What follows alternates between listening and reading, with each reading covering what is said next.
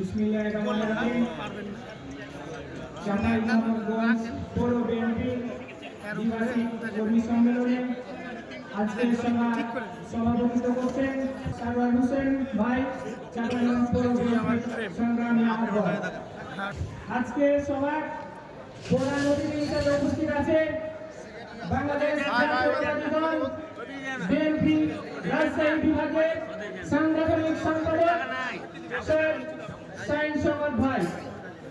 প্রধান বক্তা হিসেবে উপস্থিত আছে চাঁপাই নবাবগঞ্জ জেলা বিএনপির সংগ্রামী আহ্বায়ক গোলাম জাকারিয়া জাকা চাচা। বিশেষ অতিথি হিসেবে উপস্থিত আছে চাঁপাই নবাবগঞ্জ জেলা বিএনপির সংগ্রামী সদস্য সচিব আলহাজ রফিকুল ইসলাম চাইনিজ চাচা। আরো বিশেষ অতিথি হিসেবে উপস্থিত আছে চাঁপাই নবাবগঞ্জ জেলা আইনজীবী সমিতির সিনিয়র অ্যাডভোকেট রফিকুল ইসলাম টিপু চাচা। আরো উপস্থিত আছে বিশেষ অতিথি হিসাবে কামরুজ্জামান আরেফিন চাঁপাইনবাবগঞ্জ জেলার বিএনপি যুগ্ম আহ্বায়ক।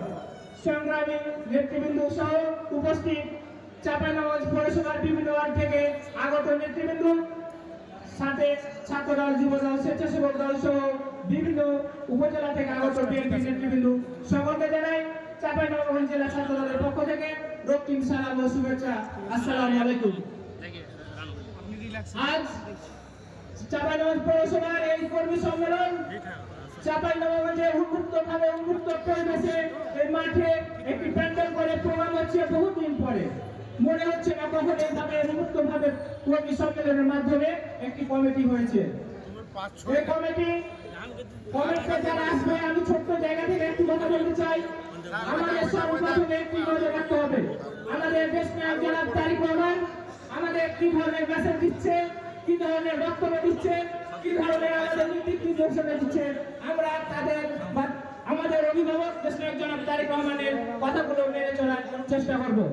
সংগ্রামী নেতৃবৃন্দ, সকলকে বলতে চাই, আমাদের ভিতরে একটি কথা সবসময় আমাদের মনে রাখতে হবে, বাংলাদেশ জাতীয়তাবাদী দল আমরা একটা পরিবারে। আমি যেখানে হোক না কেন, আপনি যেখানে হোক না কেন, আপনি যে দায়িত্ব পালন করুন না কেন, আমি যে দায়িত্ব পালন করি না কেন, আমরা ছাত্রদল, যুবদল, বিএনপি সহ অঙ্গ সংগঠন সবাই যদি ঐক্য না থাকতে পারেন, তাহলে আমাদের কিন্তু সফলতা অর্জন করা সম্ভব না। আমরা মনে করছি যে আমরা দল ক্ষমতায় চলে আসছি, আমরা দল ক্ষমতায় আসিনি। এই বাংলাদেশকে নিয়ে স্বৈরাচারী হাসিনা যদি দেশ থেকে পালিয়েছে, তার প্রেতাত্মারা এই দেশকে নিয়ে বিভিন্নভাবে ষড়যন্ত্র করছে। এই ষড়যন্ত্র মোকাবিলার জন্য আমাদের ভিতরে ঐক্য বজায় রাখতে হবে।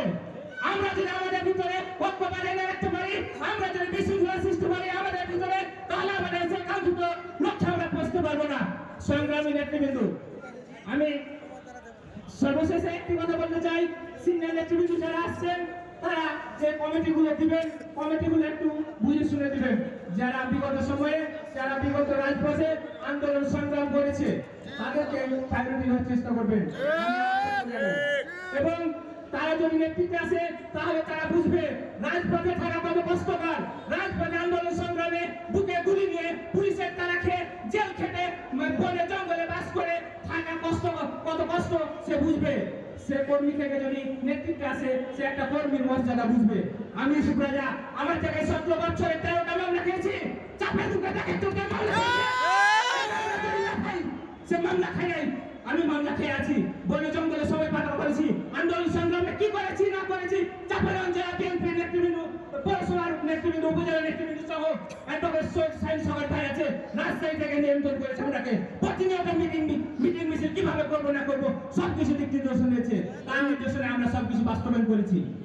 সংগ্রামী নেতৃবৃন্দ, আমি যেমন একটু কষ্ট করেছি, আমার মতো শত শত ভাই, শত শত বন্ধু, শত শত নেতা কর্মী কষ্ট করেছে, তারা যেন তাদের প্রাপ্য অধিকারটা পায়, তারা যেন একটু পরিচয়টা পায়, তাদের যেন সঠিক পরিচয় দেওয়ার মতো একটা স্কোপ তৈরি হয়, সেই আহ্বান জানিয়ে আমি আমার সংক্ষিপ্ত বক্তব্য করছি।